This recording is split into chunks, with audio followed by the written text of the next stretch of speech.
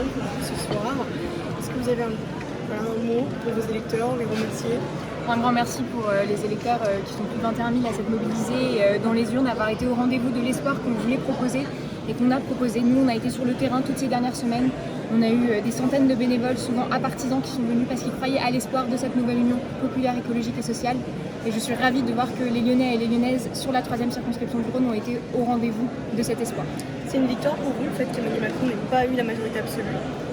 Je pense que c'est une manière en tout cas de retrouver un système démocratique qui soit un petit peu plus sain, où la démocratie pourra vivre au pluriel à l'Assemblée nationale aujourd'hui. Donc je pense que c'est un objet de satisfaction. Après, c'est charge à nous, députés, d'être à la hauteur dans les 5 années qui viennent pour justement faire de cette Assemblée une Assemblée qui soit constructive, qui défende la justice sociale, la justice climatique et qui soit au rendez-vous pour les Français et les Françaises. Mais justement, est-ce que ce sera constructif d'être systématiquement l'opposition? Votre député, la France Insoumise,